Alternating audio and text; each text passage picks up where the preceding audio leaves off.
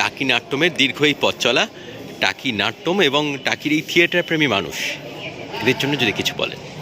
এটাই বলার যে এই যে আমরা সবসময় একটা গর্ব করি যে আমাদের যাবতীয় রক্ত নাকি মাথায় আর মুখে, এবং সেটা নাকি শহরে। তো সেটা যে ভুল, সেগুলো আসলে শহরের লোকরা গ্রামে না এলেও তো তারা বুঝতে পারে না। গ্রামেও যারা নিয়মিত চর্চা হয় এবং গ্রামের মানুষও যে সমান সেই চর্চায় অংশীদার হন এবং সেখানে যে একটা মুখোমুখি বিক্রিয়া ঘটে দর্শকের সঙ্গে, এই সবটাই আমি যেহেতু নিজেও মফস্বলের ছেলে, গ্রামের ছেলে, মানে আমার এ ব্যাপারে না মানে আলাদাভাবে গর্ব কিছু করার কিছু নেই। কারণ আমি মনে করি যে এইটা এখনো পর্যন্ত ধরে রেখেছে গ্রাম এবং মফস্বল। শহর কলকাতা একটা হাইব্রিড কালচার, শহর কলকাতা ঘেটে গেছে এবং ইনফ্যাক্ট শহর কলকাতায় যারা সেরকম মানে কলার তুলে কাজ করে তারা সবাই গ্রাম মফস্বলের ছেলেরাই কাজ করে, আমরা যদি খুঁটিয়ে দেখি। তো সুতরাং সেইখানে কাকিনাট্যম 50 বছর ধরে কাজ করছে, এটা একজন নাট্যকর্মী হিসেবে অত্যন্ত শ্লাঘার বিষয়।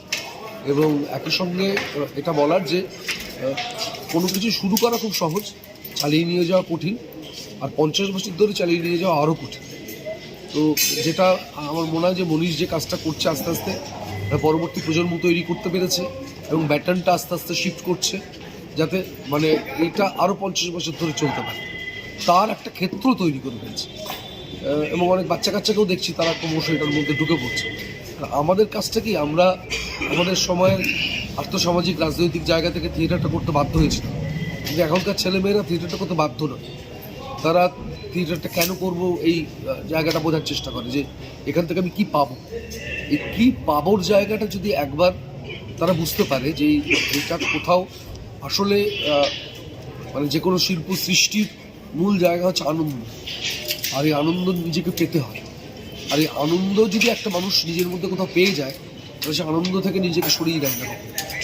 তো এসব আমি খুব ইন্টারেস্টেড হয়েছি যে এখানে ছোট বাচ্চারা রেগুলার নাটক করছে, খুব বুড়ো বাচ্চা, মানে ক্লাস 2-তে পড়ছে, ক্লাস 4-এ পড়ে, ক্লাস 6-এ পড়ে। আমি কতগুলো বাচ্চাকে খেয়াল করছি, আমার মানে বড় কিংবা বুড়োদের চাইতেও ইয়ং কিংবা বাচ্চা এরা নাটকের দর্শক হচ্ছে, এইটা আমি এখানে এসে দেখেছি এবং এটা বড় প্রাপ্তি। তারা বিভিন্ন রকমভাবে খুঁটিয়ে নাটক দেখছে, বুঝতে পারি নাটক শেষে তাদের চোখ মুখ দেখে।